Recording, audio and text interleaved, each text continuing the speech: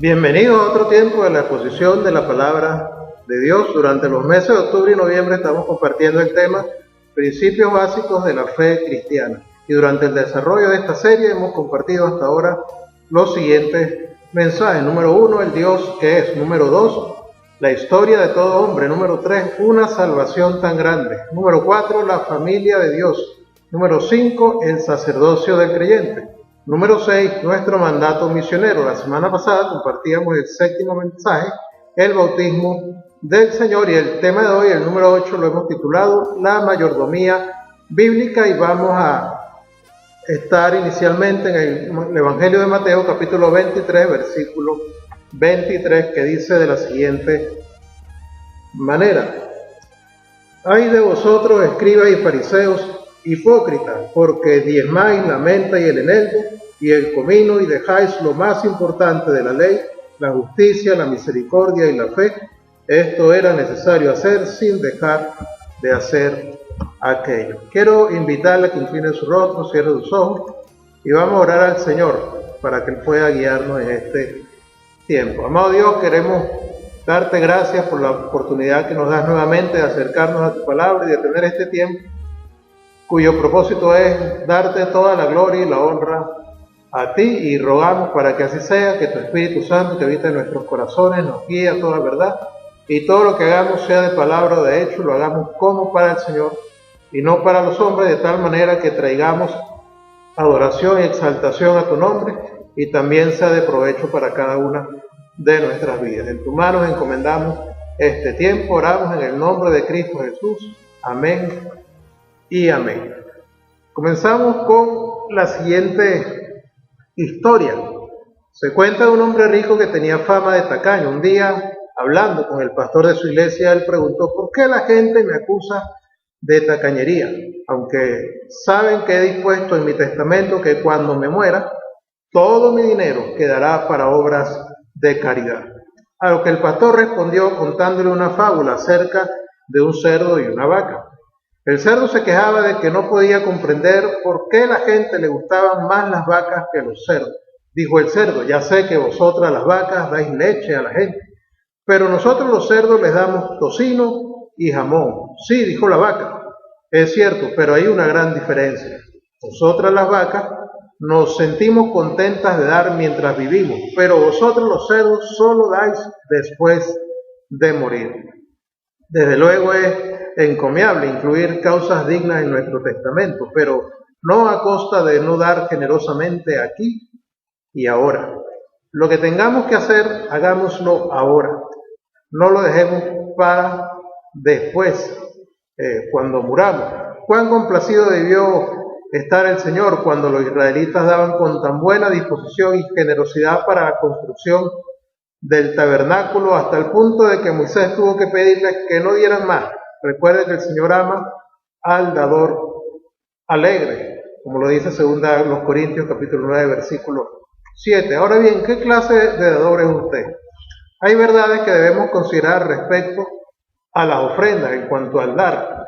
El Nuevo Testamento nos presenta en primer lugar el modelo bíblico en cuanto al dar. En segundo lugar, dar es una obligación del discipulado cristiano. En tercer lugar, dar es una afirmación de que Dios es dueño de todo.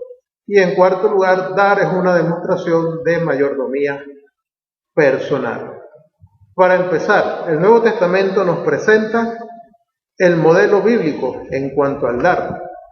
Hay un pasaje ahí en la primera carta del apóstol Pablo a los Corintios, en el capítulo 16, versículos 1 al 4, que trata acerca de la ofrenda para los santos, la ofrenda que ellos habrían de recolectar para la iglesia pobre de Jerusalén. Aunque es una ofrenda específica, deja principios generales para lo que tiene que ver con el modelo bíblico del Nuevo Testamento en cuanto al dar.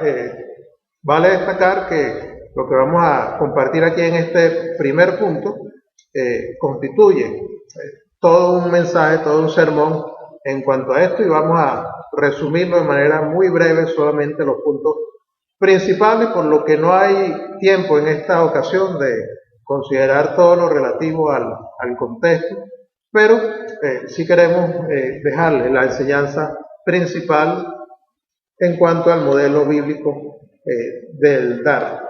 Primero Corintios 16, 1 al 4 dice: en cuanto a la ofrenda para los santos, haced vosotros también de la manera que ordené a las iglesias de Galacia.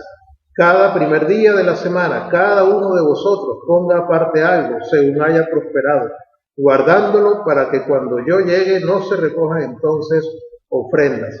Y cuando haya llegado a quienes hubiereis designado por carta, a estos enviaré para que lleven vuestro donativo a Jerusalén. Y si fuere propio que yo también vaya, irán conmigo. Nos preguntamos cuál es el tipo de modelo en cuanto al dar para los cristianos en el Nuevo Testamento que debemos seguir en la actualidad. En el pasaje que hemos leído en 1 Corintios 16, 1 al 4, podemos encontrar 4 principios que demuestran el tipo de modelo de la dádiva cristiana que debemos seguir en la actualidad. Ciertamente, en primer lugar, número 1, debemos ofrendar el primer día de la semana. El capítulo 16, versículo 2 nos dice: cada primer día de la semana. La traducción del lenguaje actual o Biblia de lenguaje sencillo nos dice, es decir, cada domingo, cada uno de ustedes debe apartar y guardar algo de dinero. Acá responde a la pregunta, ¿cuándo debemos dar? Y aunque obviamente no nos limita a dar en un día en particular, hace referencia a ese día, el día del Señor, el día en que la iglesia se congregaba desde el principio para celebrar lo que fue la resurrección de nuestro Señor Jesucristo, ya no bajo la ley del sábado o bajo el reposo del sábado de la primera creación, sino bajo el nuevo pacto, bajo el primer día de la semana que corresponde a lo que es la segunda creación. Entonces, el día del Señor lo podemos encontrar también en algunos otros pasajes, como el libro de los Hechos, capítulo 20, versículo 27, Apocalipsis 1, 10 también. El apóstol Juan, al escribir ese último libro, dice que un día del Señor él recibió esa visión. Segunda de Pedro, capítulo 2, versículo 5, también nos hace referencia a eso, y Proverbios, capítulo 3, versículo 9. Cuando hablamos acerca de cuándo debemos dar, también vemos una enseñanza en cuanto a la sistematización de la ofrenda. La ofrenda debe ser sistemática, dice cada domingo, aparte y guarde, es decir, debe ser algo sistemático, regular.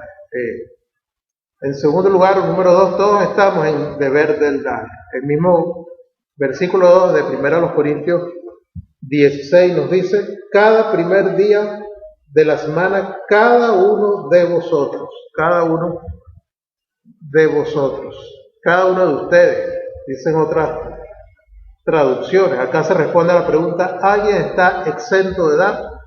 Y la respuesta es que todos estamos en el deber de dar. Dar es un mandato que hay que obedecer, y uno debe dar sea cual sea la situación, según el ejemplo de 2 Corintios capítulo 8 versículos 1 al 5, que nos presenta una situación para la que algunos considerarían una excusa o una causa justificada para no dar. Dice de la siguiente manera, 2 Corintios 8, 1 al 5. Asimismo, hermanos, os hacemos saber la gracia de Dios que se ha dado a las iglesias de Macedonia, que en grande prueba de tribulación, la abundancia de su gozo y su profunda pobreza, abundaron en riquezas de su generosidad. Pues doy testimonio de que con agrado han dado conforme a sus fuerzas y aún más allá de sus fuerzas, pidiéndonos con muchos ruegos que les concediésemos el privilegio de participar en este servicio a los santos.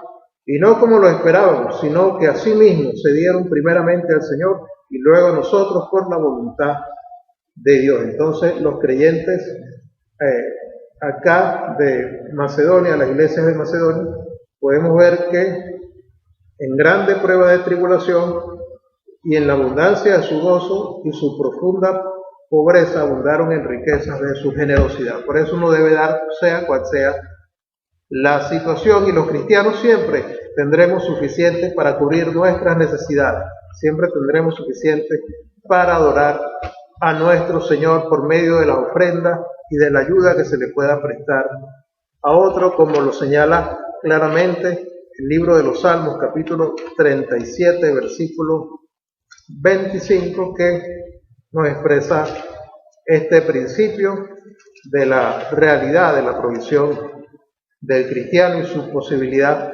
constante en cuanto al dar. Salmo 37, capítulo 37, versículo 25. Dice: joven fui y he envejecido, no he visto justo desamparado ni su descendencia que mendigue pan. Bien, en tercer lugar, ahí mismo en 1 Corintios capítulo 16, el mismo versículo 2 nos dice, no solamente que cuando debemos dar cada primer día de la semana, no solamente responde a la pregunta si alguno está exento de dar, dice: cada uno de vosotros ponga aparte algo, hablando de la sistematización de la ofrenda, y luego nos dice: según haya prosperado. Esto responde a la pregunta: ¿cuándo debemos dar? Debemos dar según Dios le haya prosperado, conforme a sus ingresos, según lo que haya ganado. La dádiva o el dar debe ser proporcional, o debe ser proporcional, como hayan sido prosperados por el Señor. Ahora bien, aquí nos presentamos ante una controversia que existe en el mundo cristiano evangélico y básicamente en la mayoría, si no todas las denominaciones. Es la pregunta de si el diezmo sigue vigente para la iglesia hoy, si es el 10% de nuestros ingresos, que es a lo que nos referimos con el diezmo. El diezmo representa la 10ª parte de los ingresos de una persona, bien sea semanalmente, quincenalmente, mensualmente o anualmente. Y la pregunta es el diezmo aún actualmente, no solamente en el Antiguo Pacto, sino en el Nuevo Pacto, en el Nuevo Testamento, el modelo bíblico en cuanto al dar, o responde a la pregunta de cuánto debemos dar? Y debemos decir honestamente que sobre esto hay al menos dos puntos de vista contradictorios o enfrentados entre sí, donde un punto de vista señala efectivamente que, como lo leíamos en Mateo capítulo 23, versículo 23, en palabras de Jesucristo, cuando lo cuestionaron acerca del tema del diezmo, su respuesta fue: esto era necesario hacer sin dejar de hacer aquello, refiriéndose a que el diezmo seguía vigente para nosotros hoy, o según algunas interpretaciones. Entonces quiero presentarles los argumentos, al menos 4 argumentos a favor y en contra de este punto de vista, y sobre esto no queremos dogmatizar o no queremos imponer un punto de vista sobre cada uno, ya que esto solamente responde a una de las preguntas en cuanto al dar. Hay una pregunta que hacíamos al inicio y era: ¿cuándo debemos dar? ¿Cada primer día de la semana o cuando la iglesia se congrega? La segunda pregunta era: ¿alguien está exento de dar? Y la respuesta es que todos estamos en el deber de dar. Hay otra pregunta que nos haremos ahorita, luego de explicar este tercer asunto en cuanto al modelo bíblico de las ofrendas para la actualidad, que es cómo o en dónde debemos dar. Entonces solamente una pregunta presenta acá controversia sobre lo que hay diferentes puntos de vista, y es lo relativo al diezmo, y presentamos a continuación 4 argumentos a favor y en contra del mismo, sin querer imponer o dogmatizar un punto de vista sobre nuestro oyente. En primer lugar, el diezmo era practicado antes de la ley de Moisés, el argumento de los que están a favor del diezmo para hoy. Era practicado antes de la ley de Moisés, o antes de que la ley de Moisés fuera a Israel, y por eso su aplicación no depende de la continuación de la ley, porque si existía como un principio espiritual antes de la ley, puede continuar con la misma autoridad después de la ley en la época de la iglesia. Los que están en contra de esta postura afirman que, aunque el diezmo ciertamente era practicado antes de la ley de Moisés, o antes que la ley de Moisés fuera dada a Israel, en realidad fue un acto voluntario y no la obediencia a ningún mandamiento o demanda de parte de Dios para el hombre. Y por lo tanto, como no había mandamiento de diezmar antes de la ley, y no hay no hay obligación de dar el diezmo, la 10ª parte de nuestros ingresos, como cantidad o respuesta a esa pregunta de cuánto debemos dar para la iglesia en la actualidad. Número 2, el Antiguo Testamento, o en el Antiguo Testamento, el diezmo era establecido por la ley de Moisés como el medio de mantener el ministerio del templo y suplir las necesidades del pueblo de Dios. De igual manera, en el Nuevo Testamento afirman los que están a favor del diezmo, es el diezmo establecido por Dios, por Jesús, para la iglesia como medio para mantener el ministerio del templo y suplir las necesidades de sus líderes y del pueblo de Dios. Lo que está en contra dicen que no es el diezmo, sino que es la dádiva voluntaria, el método establecido por Dios en el Nuevo Testamento para mantener el ministerio del templo y suplir las necesidades del pueblo de Dios. Los que están a favor del diezmo enseñan también que el diezmo continúa en el tiempo de Cristo y él enseñaba su validez. Algunos pasajes que pudiesen apoyar eso en Mateo capítulo 23, versículo 23, Lucas 11, 42, y para favorecer este punto de vista se afirma que claramente hay algunos mandamientos en el Nuevo Testamento, o abolidos claramente en el Nuevo Testamento, que eran mandamientos que teníamos en el Antiguo Testamento y están claramente abolidos en el Nuevo Testamento. Por ejemplo, el mandato de guardar el día sábado. Algunos pasajes nos dan cuenta de que no estamos sujetos a la ley del sábado, de Romanos capítulo 14, versículos 5 al 10, primera a los Corintios 16. 2. La práctica de la circuncisión fue otro elemento de carácter obligatorio para los judíos en el Antiguo Testamento, pero Hechos capítulo 11, versículos 1 al 3, Gálatas 5, 11 al 12, también Gálatas 2, 11 al 14, nos presentan que esto ya no es de obligación para la iglesia el día de hoy. Las prácticas de las fiestas anuales, planteadas en Colosenses capítulo 2, versículos 16 hasta el 3, 4, claramente nos dejan presente allí que no es de obligación para la iglesia hoy, y también el mandato de las comidas prohibidas en Hechos capítulo 10, versículos 9 al 15, y Hechos también capítulo 11, versículos 1 al 9. Quienes afirman que el diezmo sigue vigente para nosotros hoy, presentan el argumento de que el diezmo no se encuentra en ninguno de esos mandamientos abolidos claramente en el Nuevo Testamento. Quienes no están a favor del diezmo, sino a favor de la dádiva voluntaria, afirman que no hay en el Nuevo Testamento un mandamiento que obligue a pagar el diezmo. Para el cristiano, la ley no debe ser la meta, sino el punto de comienzo con respecto al dar. Si bajo la ley de Moisés el pueblo de Dios daba el diezmo de todos sus ingresos, ¿cuánto más debemos dar nosotros estando bajo la gracia y salvación de nuestro Señor Jesucristo? Un argumento a favor del diezmo como punto de partida. Ahora bien, los que adoptan el modelo de la dádiva voluntaria en contraposición al diezmo, deben entender que en la Biblia la dádiva voluntaria siempre supera con creces la cantidad dada en el diezmo. El mejor ejemplo está en Éxodo capítulo 36, versículos 3 al 7, donde el pueblo de Israel dio voluntariamente más de lo necesario para la construcción del tabernáculo, por lo que Moisés le impidió al pueblo dar más. No conozco ninguna iglesia, ningún pastor, ningún líder eclesiástico que hoy día le haya pedido, le haya prohibido a la iglesia seguir trayendo sus ofrendas y sus contribuciones al templo para la iglesia, ya que su generosidad ha sido de tal magnitud que ya no hace falta que traigan más. Y esto es el modelo de la dádiva voluntaria. Ahora bien, presentados estos argumentos, es bueno aclarar que el punto de vista que uno adopte sobre esto no debe ser nunca una excusa para no dar. Muchos se oponen al diezmo como excusa para no dar, sin saber que la dádiva voluntaria es la opción en contraposición al diezmo, y que nunca es una excusa para dar, sino para dar de manera generosa, alegre, abundante, procurando el progreso de la obra de Cristo. Y en cuanto al modelo del Nuevo Testamento, en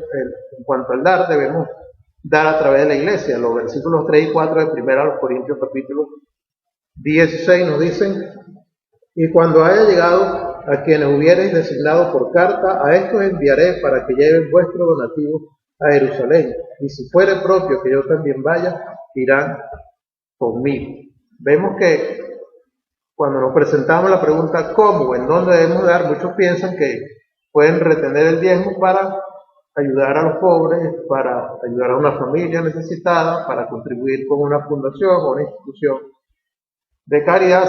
Sin embargo, cuando hablamos del dar, o cómo, en dónde debemos dar, vemos que lo que se da debe ser administrado por un liderazgo responsable, y lo que se da debe ser administrado con transparencia, y todo esto deja claro que debemos dar es a través de la iglesia y dejar que la iglesia pueda distribuir estos donativos según las necesidades presentes dentro del cuerpo de Cristo y en la comunidad en la cual se desenvuelve. Como les dije al principio, este primer punto es el resumen de todo un sermón completo acerca del modelo bíblico en cuanto al dar del Nuevo Testamento. Segundo, dar es una obligación del discipulado, reiterando uno de los puntos que ya hemos tratado. Jesús nunca vaciló y titubeó al hablar de dinero. 16 de las 38 parábolas de Jesús tratan sobre dinero. 1 de cada 10 versículos de los evangelios tratan del tema. La Biblia contiene unos 500 versículos sobre la oración y muchos menos sobre la fe, pero más de 2000 sobre el dinero y las posesiones. La razón, Jesús dijo, porque donde esté tu tesoro, allí estará también tu corazón. Mateo 6, 21. Tal vez la palabra de Jesús más definitiva sobre la ofrenda surgió cuando reprochó a los escribas y fariseos por su enfoque legalista de la religión, puesto que ellos diezmaban las cosas más triviales e insignificantes y descuidaban lo más importante, que era la justicia, la misericordia y la fe. Jesús les dijo allá en Mateo 23, 23, que debían haber practicado esto sin descuidar aquello. Cuando Jesús usó la palabra deber relativa al diezmo, al dar ofrenda voluntaria, implicaba que era una obligación moral, un deber sagrado. La palabra deber se usa rara vez en la Biblia. Se nos dice que debemos orar y no desmayar, Lucas 18:1. Se nos dice que debemos obedecer a Dios antes que a los hombres, Hechos 5:29. Se nos dice que debemos dar el diezmo, la ofrenda voluntaria. Así que para Jesús y los apóstoles el dar era igual de importante que la oración y que la obediencia, todas como obligaciones del creyente. Mucho antes de que Jesús hablara del diezmo y la ofrenda voluntaria como obligación del discipulado cristiano, Dios ya había declarado como norma para su pueblo este asunto. Por medio del profeta Moisés, dijo: el diezmo de todo producto del campo, ya sea grano de los sembrados o fruto de los árboles, pertenece al Señor, pues le está consagrado. Levítico 27:30. Y también a través de Malaquías, Dios dijo: traigan íntegro el diezmo para los fondos del templo, y así habrá alimento en mi casa. Pruébenme en esto, dice el Señor Todopoderoso, y vean si no abro las compuertas del cielo y derramo sobre ustedes bendición hasta que sobreabunde. Malaquías capítulo 3, versículo 10. Cuando logramos captar la visión del verdadero discipulado, sabemos que dar es parte integral del mismo. En tercer lugar, dar es una afirmación de que Dios es dueño de todo. Un mayordomo es una persona encargada de administrar los negocios de otros. Todo lo que poseemos es un encargo que Dios nos ha dado, y la forma en que lo usamos y cómo darnos es una afirmación de que Dios es el dueño. La manera en cómo usamos lo que Dios nos ha dado y cómo damos es una afirmación de que Dios es el dueño. La Biblia lo afirma y aclara repetidamente: el Señor es la tierra y cuanto hay en ella, el mundo y cuantos lo habitan. Salmo 24:1. Tan básica es esta enseñanza que se repite literalmente al pie de la letra 5 veces en la Biblia, 3 veces en el Antiguo Testamento, 2 veces en el Nuevo Testamento: Éxodo 9:29, Deuteronomio 10:14, Salmo 24:1, 1 Corintios 10:26, 1 Corintios 10:28. Estas son las únicas ocasiones o maneras en que se indica esta verdad en la Biblia. El apóstol Pablo le dijo a Timoteo que enseñara a los ricos a no ensoberbecerse o confiar en sus riquezas, sino más bien a confiar en el Dios vivo, que nos provee de todo en abundancia para que lo disfrutemos, como nos señala 1 Timoteo capítulo 16, versículo 17. El Señor dijo: pues míos son los animales del bosque, mío también el ganado de los cerros. Salmo 50.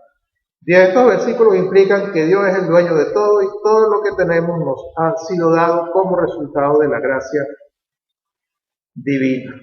Un día el pastor Edwin Hugatz insistió en su sermón sobre esto. Después del culto, le invitó a almorzar uno de los miembros más acomodados de la iglesia.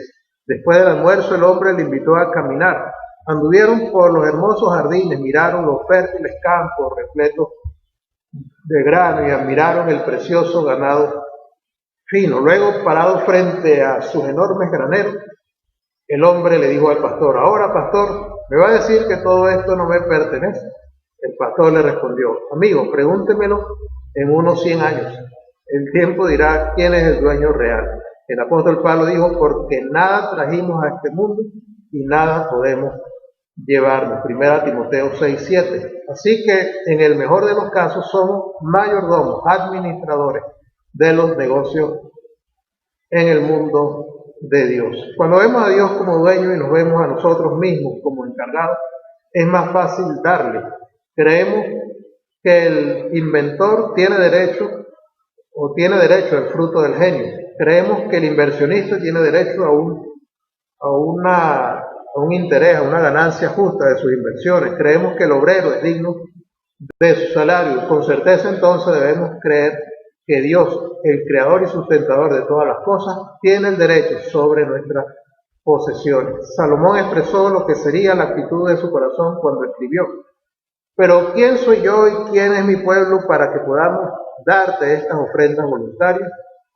En verdad tú eres el dueño de todo y lo que te hemos dado de ti lo hemos recibido. 1 Crónicas 29:14. Todo le pertenece a Dios y nunca debemos olvidar eso.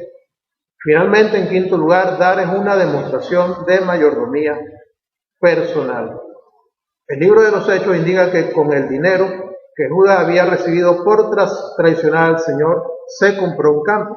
En contraste, Lucas relata, el autor del libro de los Hechos, que Bernabé vendió una propiedad y dio su dinero para la obra de la iglesia. Lucas estaba convencido de lo que el hombre hacía con su dinero, era una indicación de lo que había en su corazón. Bernabé se veía a sí mismo como mayordomo de todo lo que poseía y lo demostró mediante su ofrenda, como lo relata el libro de los Hechos, capítulo 4, versículos 36 y 37. En 1815, el duque de Wellington derrotó a Napoleón en la batalla de Waterloo. Una biografía reciente del duque cuenta con una ventaja sobre las anteriores biografías, en que el autor descubrió un antiguo libro de contabilidad indicando cómo el duque gastaba su dinero. El hecho de conocer los hábitos del duque para gastar su dinero, afirma el autor, ofrece una más profunda perspectiva respecto a lo que el duque consideraba importante que lo que ofrecen sus cartas y discursos. Si alguien escribiera su biografía o la mía basada en nuestras chequeras o declaraciones de impuestos o registros contables personales, ¿qué dirían en cuanto a usted o en cuanto a mí? Después de los atentados terroristas en Bali en el año 2012, descubrió que los terroristas que cometieron la atrocidad tenían su base en una escuela religiosa en Malasia y que a los escolares se les atormentaba y se les obligaba para que donaran parte de su mesada o del dinero que disponían para ayudar a contribuir con lo que era la matanza de estadounidenses. La única fuerza del mundo más grande que el odio es el amor. Cuando amamos a Dios con todo nuestro corazón, mente y alma, no necesitamos que se nos atormente, que se nos manipule, que se nos obligue a dar. Basta que se nos enseñe, que se nos anime y que se nos dé la oportunidad. Y cuando la gracia de Dios toca completamente nuestro corazón, nos daremos al Señor nosotros mismos, tanto como daremos de nuestro dinero. El apóstol Pablo declaró en cuanto a los creyentes en Macedonia que se entregaron a sí mismos primeramente al Señor y después a nosotros, conforme a la voluntad de Dios, según a los Corintios capítulo 8, versículo 5. Nunca debemos permitir que el dinero se convierta en sustituto de nuestra propia entrega personal del Señor. En conclusión, Hay verdades que debemos considerar respecto a las ofrendas. Número 1, el Nuevo Testamento nos presenta el modelo bíblico en cuanto al dar. Número 2, dar es una obligación del discipulado cristiano. Número 3, dar es una afirmación de que Dios es dueño de todo. Número 4, dar es una demostración de mayordomía personal. La doctrina bíblica de la mayordomía define la relación del hombre con Dios, identifica a Dios como dueño y al hombre como administrador. Dios convierte al hombre en su colaborador para administrar todos los aspectos de su vida. El apóstol Pablo lo explica mejor diciendo, porque nosotros somos colaboradores de Dios y vosotros sois labranza de Dios, edificio de Dios. 1 Corintios 3:9. A partir de este concepto podemos ver con precisión, correctamente, valorar no solo nuestras posesiones, sino lo que es más importante, la propia vida humana. En esencia, la mayordomía define nuestro propósito en este mundo que Dios mismo nos ha asignado. Es nuestra oportunidad, dada por Dios, de unirnos a Él en su mundo y en el mover redentor eterno. Mateo 28, 19 y 20. La mayordomía no se refiere a que Dios toma algo de nosotros, más bien es su método de derramar sus abundantes dones y bendiciones sobre nosotros y sobre su pueblo. La mayoría de las veces cuando pensamos en una buena mayordomía, lo hacemos en cuanto a cómo administramos nuestras finanzas y nuestra fidelidad en cuanto a dar los diezmos y ofrendas, pero en la medida en que empezamos a ver, es mucho más que eso. De hecho, es algo más que simplemente la administración de nuestro tiempo, nuestras posesiones, nuestro ambiente o nuestra salud. La mayordomía es nuestro testimonio obediente a la soberanía de Dios. Es lo que motiva a los seguidores de Cristo a ser activos haciendo obras que manifiestan su fe en Jesús. La mayordomía de Pablo consistía en proclamar lo que le fue encomendado, la verdad del Evangelio. La mayordomía define nuestra obediencia práctica en la administración de todo lo que está bajo nuestro control. Todo lo que se nos ha confiado en la consagración de nuestra propia vida y de nuestras posesiones al servicio de Dios. La mayordomía reconoce en la práctica que no tenemos el derecho de controlarnos a nosotros mismos o de controlar nuestras propiedades. Dios tiene el control. Esto significa que como administradores de Dios somos administradores de lo que pertenece a Dios. Estamos bajo su permanente autoridad mientras administremos sus asuntos. Una mayordomía fiel significa que reconocemos plenamente que no somos dueños, sino que pertenecemos a Cristo, el Señor, quien se dio a sí mismo por nosotros. La pregunta final es entonces la siguiente: ¿soy yo el Señor de mi vida o es Cristo el Señor de mi vida? En esencia, la mayordomía expresa nuestra total obediencia a Dios y a nuestro Señor y Salvador Jesucristo. Quiero invitarte a inclinar tu rostro, cerrar tus ojos y oremos al Señor rogándole que Él haga de nosotros, de usted y de mí, hombres y mujeres y jóvenes, adolescentes, niños también, buenos mayordomos de todo lo que Él ha puesto en nuestras manos y de nuestra propia vida.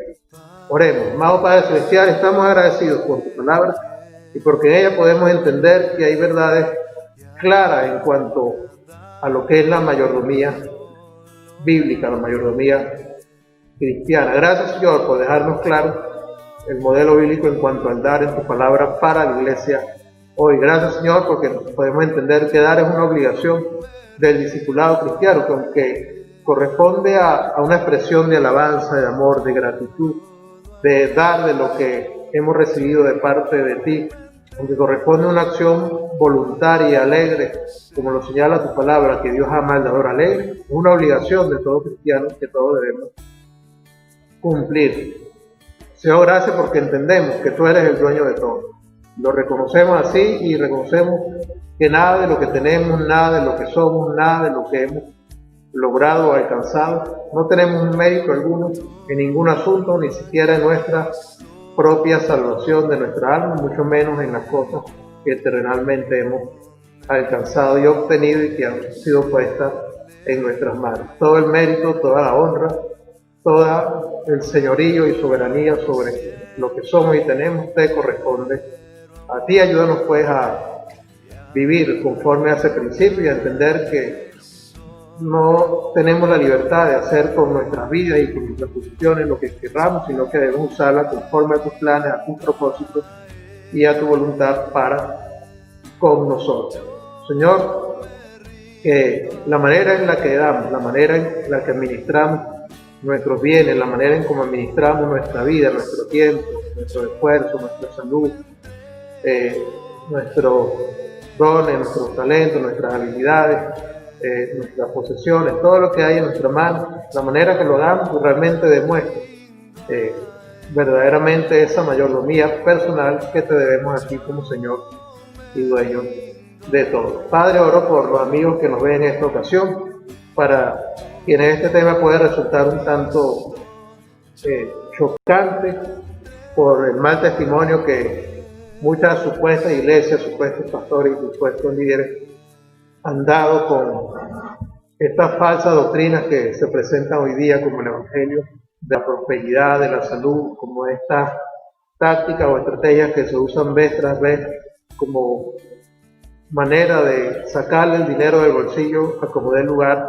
a las personas para beneficiar a líderes religiosos e instituciones que no necesariamente andan conforme a tus propósitos, y entendemos esa preocupación, entendemos esa actitud adversa que nuestros amigos puedan tener en cuanto a este asunto, pero esto no significa que no sea cierto que tú eres el dueño de todo, que tú les has creado a cada uno de ellos y que tú también les has comprado con precio de sangre, y que es necesario que cada uno de ellos pueda arrepentirse de sus pecados y poner su fe en Cristo y hacer de Cristo el Señor y el dueño de sus vidas y vivir sus vidas conforme a esa realidad. Oro también por mis hermanos en la fe, para que cada uno de ellos, cada uno de nosotros podamos entender que es necesario permitir a Cristo, al Espíritu Santo, que tome el control de nuestra vida, a Jesús que sea el Señor de nuestra vida, y que verdaderamente no seamos nosotros quienes tomemos